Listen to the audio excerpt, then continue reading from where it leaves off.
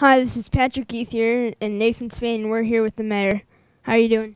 I'm doing well today. Thanks for coming, guys. Thank you. What's going on in Watervliet?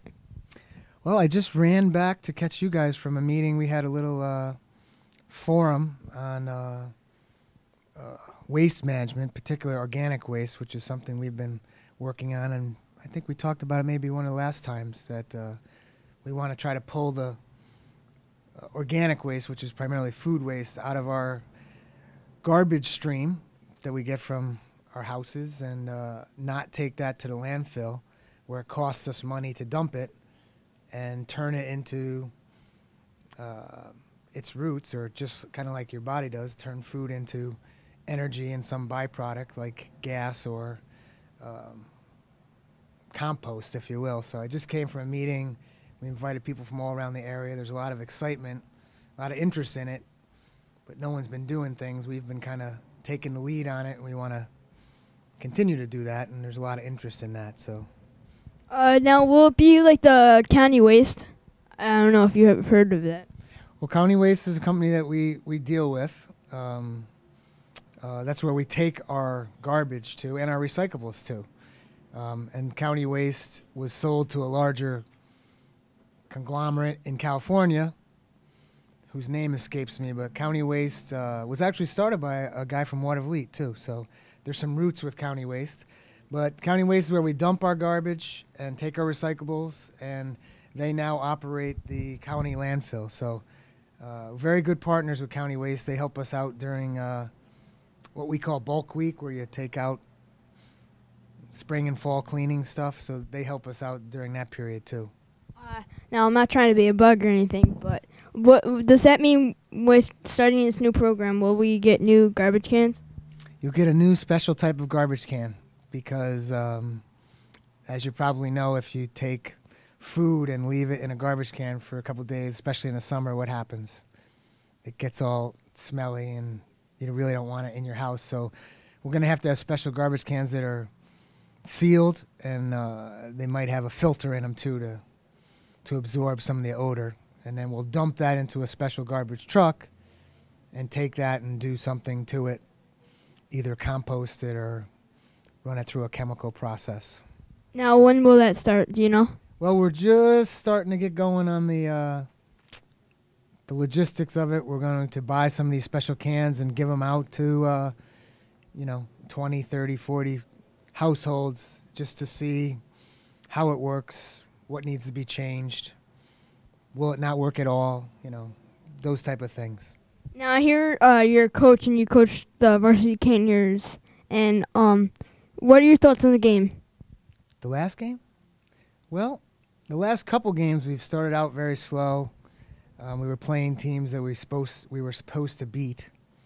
So I think we approached the game that way, and it took us a while to get going. But then once we got going, we were able to put the game in hand. And in the last game, we got many of our substitutes in, and they were able to score some points late. But again, I think the game was in hand. But now next week is the playoffs, and we're home again for Greenwich. And, the games only get tougher from here on out. So we've got to, get everyone back. We had some people injured, so now we need them all back, and we need everybody fired up, and the fans too, and the announcers. We need everyone there supporting us Saturday. Thank you. How did Watervliet prepare for Hurricane Irene in August? We prepared. We were plugged in with the county and state emergency teams. Followed the weather, almost minute by minute to see when it was going to come, how much was going to come, when was it going to end, and then we handled the rain fairly well. And then part two of that storm was, of course, the river continued to rise and flood. So there was getting through the rain part, getting that taken care of, and then before we could even rest, getting ready in case the river came up. It wound up not coming up that high, mostly because of 787. So we luck out that 787's there when there's times of flood, because the water really just can't get to our houses anyway. The park was flooded, and when the water went away, everything was covered with mud. So we had to close the park early for the season because it was just too hard to get the mud up. And if you've been down by the river when the water goes down to low tide, you know, it's not a pleasant smell, and the mud that came into the park smelled like that. So, but we, you know, our police and our fire, the DPW, the whole city operation was in funneling through. Mark Gleason and Ron Boyster, the police chief, you know, played a big role in that, organizing and leading all of our efforts. And we had a lot of basements flooded, but we had no injuries and you know, the things and property damage that unfortunately some of our neighbors had. How do you feel about having the housing authority in Watervliet? I guess, you know, we interact with the housing authority well. We do everything we can to work with Charles and his staff to make them part of the community. You know, I've grown up here my whole life, and I knew people who lived in housing and visited their house. They visited mine. So, I mean, from my perspective, housing is a vital part of the city. There's not a way for everyone to buy their own house and live in their own house. So it's something that we have, and fortunately now we've got it, you know, under a management structure that you know, makes it an asset to the community as well.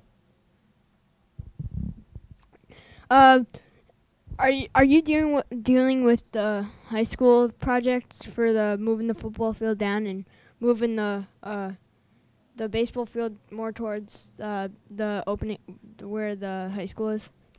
I'm dealing with it like everyone else who's a resident and I guess a school taxpayer, and that I'm watching it happen. What happens with the school projects, unlike a project like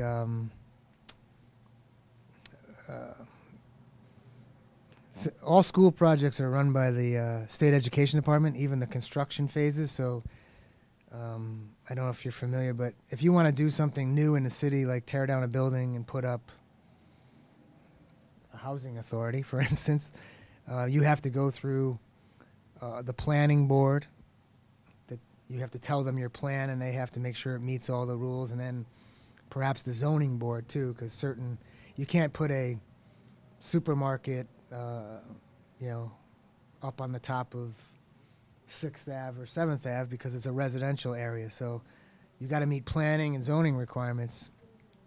The school and all school-related projects don't go through that process.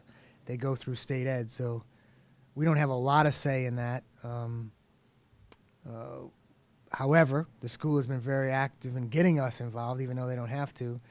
For the new school facilities that are completed, the gym, the new wing, cafeteria improvements, they did involve us, especially the police and the fire, to make sure that everything they were doing there was safe. And, you know, if we had to go in, you know, it was amenable to us going in an emergency or when the lights are out and things like that. So like the housing authority, we have a very good relationship with the school district as well. So I think those three entities are working well and make Watervliet, you know, what it is. Thank you, Mayor. This is Patrick Mathieu and Nathan Spain. We're signing off.